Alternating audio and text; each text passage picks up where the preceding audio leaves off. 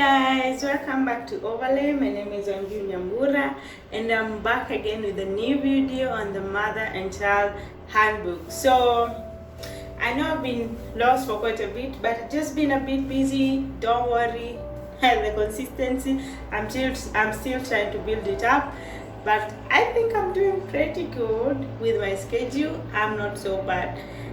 So let's jump right into the video, and you can open your textbook on page. The last time we were discussing about the importance of the tests that are done during pregnancy. So today we're going to discuss about preventive services that you get when you're pregnant and what you expect. So we're going to discuss about the preventive measures that are taken when you're pregnant and some few vaccines that you expect to be given when you're pregnant. The first one is the tetanus vaccine. Yes, as early as 16 weeks when you get pregnant, you should get your first tetanus vaccine. They should put into consideration some of the, if you have ever had a vaccine, maybe you were injured last month and you had a tetanus toxoid vaccine, so it's not necessary to repeat it. So history of a previous vaccine should always come up. Within the first pregnancy, you're given two. The consecutive pregnancy, you're given one vaccine until maybe the third pregnancy, and then from there you have a lifelong immunity against tetanus. But if you stay for more than 10 years between the first and the second pregnancy, then you start it all over again. Okay, so in people who live in places with high prevalence of malaria, they might get malaria prophylaxis. So people like, for me, I'm in Nairobi, I don't get the vaccine because Nairobi is not so, malaria is not prevalent unless you go to Western or maybe Kisumu. That's where malaria is very common. So within the first 16 weeks also, you're given iron supplements and you're also given folic. Remember, iron will help boost your blood levels, so your HB levels, and also your folic acid help with the development of the baby to avoid any abnormalities in the baby. So this should be started as early as the first clinic that you visit. That is preferably within 16 weeks or before. The earlier the better. Your doctor will let you know. There are other prophylaxis medication that I won't dwell on. This one you have to seek medical guidance. For people who are HIV positive, they are under focused antenatal care, so that they have to take some few, like there are some few lab tests like the CD4. So I don't want to go into details. So in case you are HIV positive, you need to work hand in hand with your doctor to help you deliver a healthy baby and avoid mother and child transmission. So on page 15, that's where you get the care that you're supposed to have during pregnancy. Yes, and the danger signs in pregnancy. So don't miss them, because you already have a book that is guiding you. And as I said, these are Bibles, mothers, you should read it end to end. The first care of a pregnant woman, they should eat an extra meal. And for example, for people like me who used to eat one meal a day, I was supposed to eat 3 extra meals.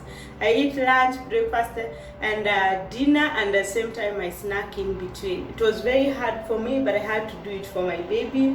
You have to incorporate fruits and vegetables, because you have to have all the necessary vitamins so that your baby can grow up healthy. You don't want to mess up your baby health. So make sure you mix everything. You eat a balanced diet. You have to do the carbohydrates, the minerals, have to do the proteins, plants and also animals. You have to drink plenty of water. I was a very poor water drinker, so what I used to do, I used to spice up my water so that I'm able to drink it. So I would put maybe some lemons or maybe some I buy maybe pineapple, a piece of pineapple in the water, or maybe an orange, so that the water have a taste in it, so that I'm able to drink. That's how I was able to drink a lot of water. Otherwise, just plain water doesn't work for me. You have also to take the iron supplements and also the folic tablets. Avoid heavy work and avoid and rest a lot. So when you're pregnant, it's not the time to start lifting things and lifting heavy loads. You end up with something called a pressure placenta, which I won't go into details, where maybe due to strenuous activity, your placenta might detach a little bit and you start bleeding. So when you're pregnant, rest as much as you can, avoid heavy work so that you don't end up with issues. So also sleep under a treated mosquito net, because you don't want to get malaria. Malaria is very bad in pregnancy, so always sleep under the net. And also always make your ANC visits. Always attend your ANC visit, at least four visits during pregnancy if you're not having any issues. But if you're under focused antenatal care, you have to do more than 4 visits, because it means there's something that the doctor have to keep on checking up. But if your pregnancy is normal, at least 4 ANC visits are enough for you. So the next thing that we're going to discuss is the danger sign in pregnancy. So the first danger sign that you're supposed to look at is a severe headache. If you're having severe headache as a pregnant mother, you should seek doctor's advice. If you're having vaginal bleeding, you should seek professional help, because maybe you might be having a miscarriage, or there might be an issue with the baby. So you should get checked. If you're having severe abdominal pains, there are those mild, they're called Braxton Hicks, or forced labor, kind of, when you're in the 3rd trimester. They're not very serious, but if you're having severe abdominal pains, you should seek professional advice.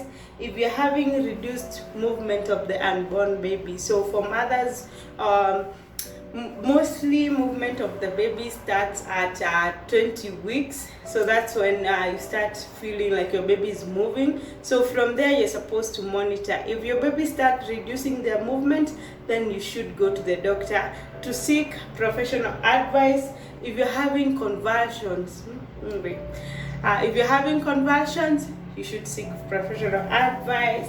If you're having a fever, or if you're pale, meaning you don't have enough blood in your system, so you should see your doctor. Those are some of the signs and symptoms, danger signs in pregnancy that you're supposed to look at.